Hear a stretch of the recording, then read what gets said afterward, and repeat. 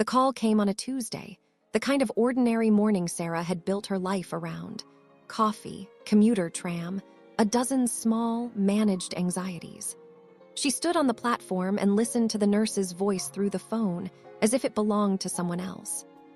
"She doesn't have much time," the nurse said. "If you can come." Sarah had left home at 19 and thought she'd measured herself against that leaving for 20 years.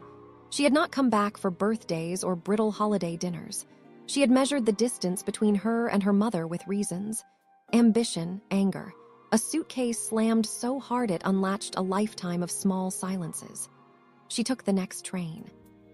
The hospital room smelled faintly of lemon soap and rain. Light from the late window poured across the bed like an apology.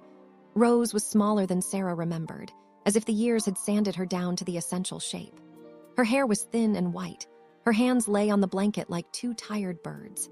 When Rose opened her eyes, they were not the sharp, scolding eyes that had taught Sarah to braid her hair straight and never waste a plate of food. They were soft and unsure. Sarah sat down and watched the breath rise and fall. For a long time, nothing happened but the slow, necessary business of being there. The room filled with the tick of a clock, a visitor's chair that had made its peace with being old. "Do you remember the swing?"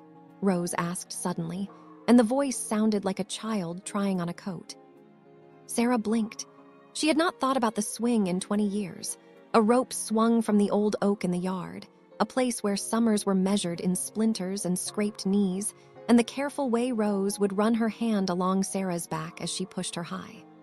The memory was so bright it hurt. "I remember," Sarah said, and the word was an admission and an apology. Rose smiled, small and private. "You always wanted to fly," she said. "You used to say you'd go farther than the rooftops."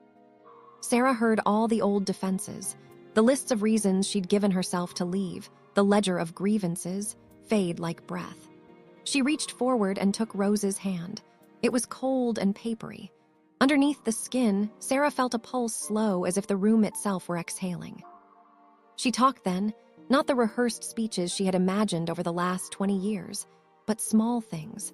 The taste of Rose's stew, the way Rose had mended the hem of Sarah's prom dress with a stitch that would stay for decades, the secret cookie jar on the top shelf that Rose pretended not to remember. Rose smiled at each one like it was the first time and the 100th.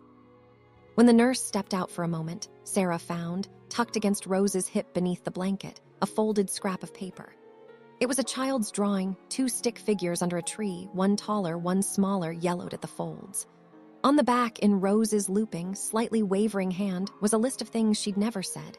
"I'm sorry. I didn't know how to hold you when you needed it. I am proud of you. I loved you before you knew the word." Tears came of their own accord. Sarah pressed the paper to her chest, and Rose's fingers tightened, faint and miraculous, on Sarah's palm. "My girl," Rose breathed, and the words were a small, perfect repair. Outside, rain began to fall, a steady, honest sound. Sarah stayed until the light left the room. Rose's breathing slowed and folded inward like a closed book. At the last, Rose's hand opened, and Sarah slid the little scrap of paper into it, smoothing it over with a kiss that tasted faintly of hospital soap and the memory of jam. On the train home, the city lights were smeared by rain. Sarah held the drawing in both hands like treasure and like remnant. She had carried a suitcase for 20 years. She found, oddly, that it felt lighter.